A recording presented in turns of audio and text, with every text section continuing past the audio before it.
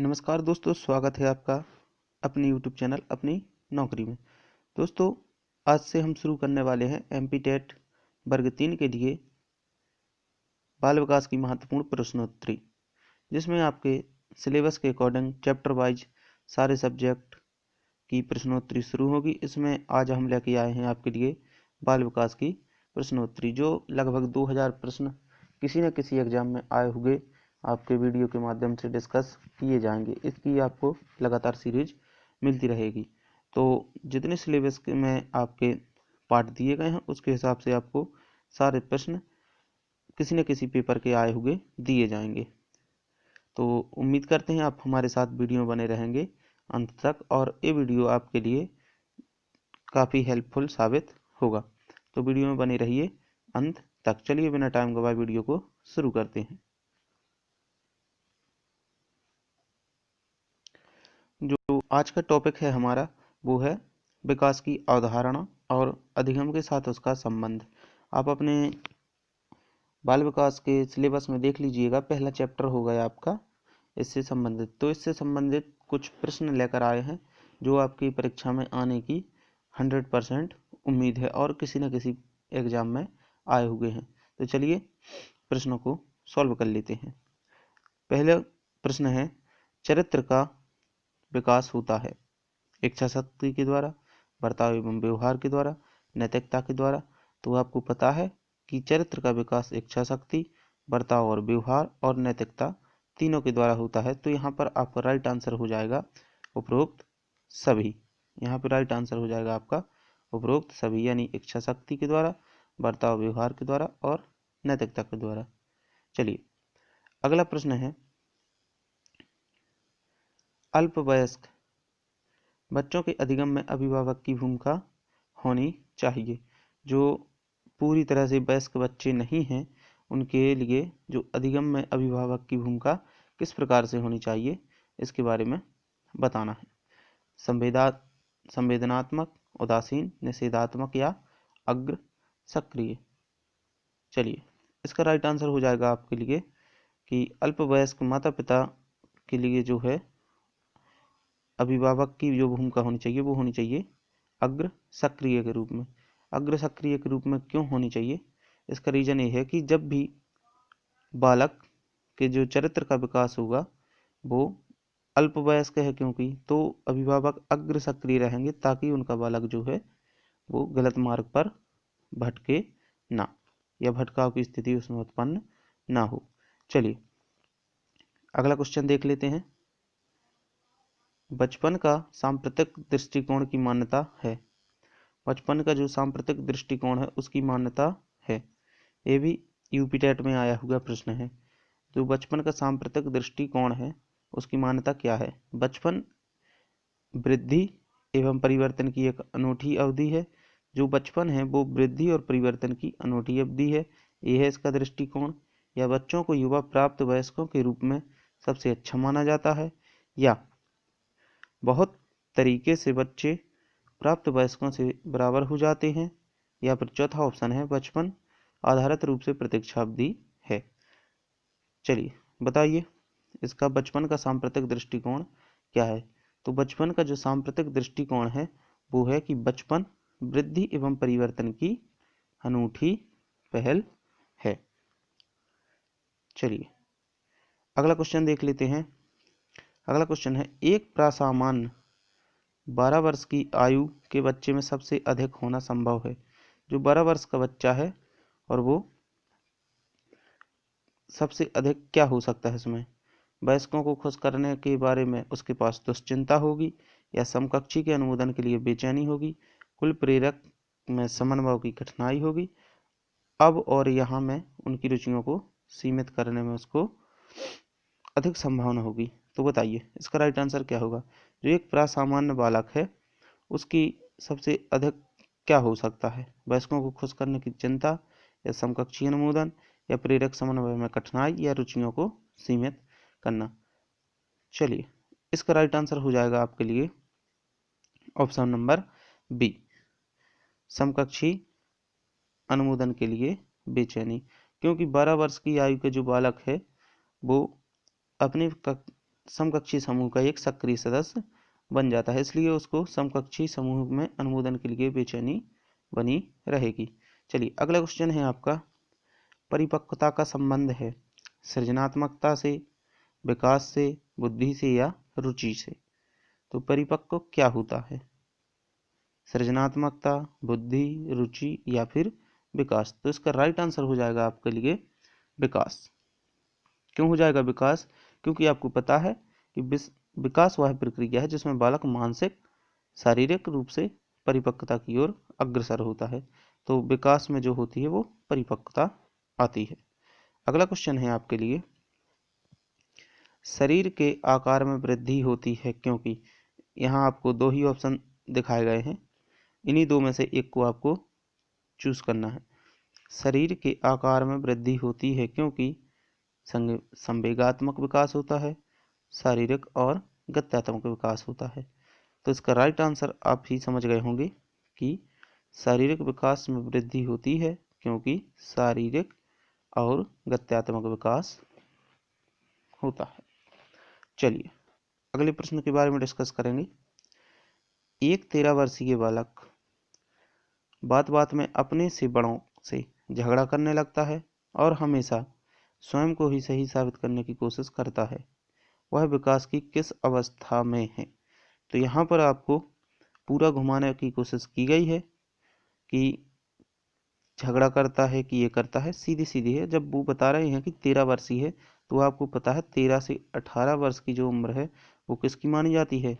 तो वो उम्र मानी जाती है आपकी किशोरावस्था की। तो इसका राइट आंसर हो जाएगा, जो 13 वर्ष का बालक है वो किस में जाएगा? किशोरावस्था में। चलिए अगला प्रश्न है आपके लिए, मानसिक विकास को प्रभावित करने वाले कारक हैं वंशानुक्रम, परिवार और वातावरण, परिवार की सामाजिक स्थिति और उपरोक्त सभी। आपको बताना है मानसिक विकास को प्रभावित करने वाले कारक। जी हाँ, तो इसका राइट आंसर आपका हो जाएगा उपरोक्त सभी, क्योंकि मानसिक विकास को वंशानुक्रम, वातावरण और परिवार और समाज की स्थिति सभी प्रभावित करते हैं। अगला प्रश्न है आपके लिए, शर्म तथा गर्व जैसी भावना का विकास किस अवस्था में होता है? बहुत बार क्वेश्चन पूछा गया है ये। शर्म और गर्व की भावना का विकास किस अवस्था में होता है? बाल्यावस्था में, वृद्धावस्था में, किशोरावस्था में या शैशवावस्था में?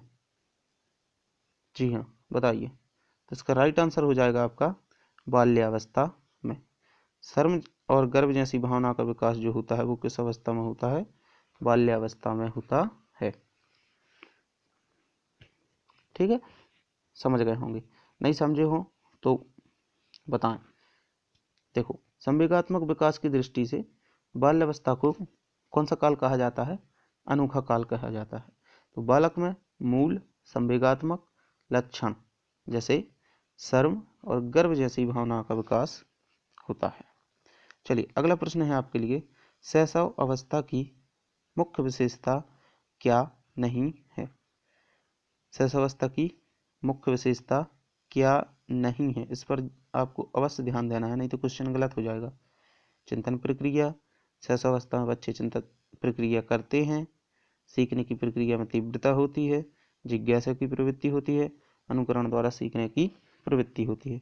तो इसमें से अनुकरण द्वारा बच्चे सीखते हैं, सही है। जिज्ञासा की प्रवृत्ति होती है, बच्चे हर चीज़ को जानने की कोशिश करते हैं, ये भी सही है।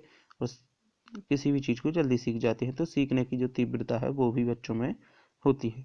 लेकिन क्या शैशवावस्था में बच्चे किसी विषय में चिंतन कर सकते हैं? तो ये कथन आपका सही नहीं है। तो इसका राइट आंसर हो जाएगा आपका ऑप्शन नंबर ए, चिंतन प्रक्रिया। चलिए बढ़ते हैं अगले प्रश्न की ओर। शारीरिक विकास का क्षेत्र है, बहुत ही सरल प्रश्न है और किसी न किसी एग्जाम में आया हुआ है। शारीरिक विकास का क्षेत्र है, तो देखिए यहाँ पर लिखा भी हुआ है छत्तीसगढ़ टेट पेपर 2011 लेवल 1 में आया हुआ है। चलिए तो इसका राइट आंसर बताइए। शारीरिक विकास का क्षेत्र है स्मृति, अभिप्रेरणा, समायोजन या स्नायु मंडल। तो आप जानते हैं स्मृति मानसिक विकास, अभिप्रेरणा मन से संबंधित है, एडजस्टमेंट यानी समायोजन भी मन से संबंधित है। लेकिन शरीर से संबंधित कौन है? स्नायु मंडल। चलिए अगले क्वेश्चन की ओर बढ़ेंगे। तनाव और क्रोध की अवस्था है। आप याद कीजिए स्टैनली हॉल के कथन को, जिन्होंने कहा था संघर्ष तनाव और तूफान की अवस्था है। कौन सी अवस्था के लिए बोला था स्टैनली हॉल ने? जी हाँ, तो किशोरा अवस्था। ये भी क्वेश्चन आपका छत्तीसगढ़ टेट में आया हुआ है। स्टैनली हॉल ने कहा था ना कि किशोरावस्था बड़े ही तनाव, तूफान और संघर्ष का काल है।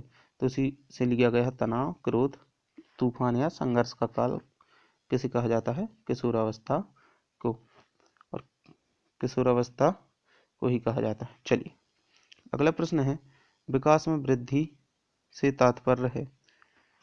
विकास में वृद्धि से तात्पर्य है।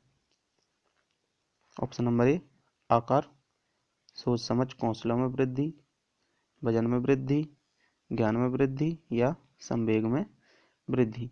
तो इसका राइट आंसर बताइए क्या होगा?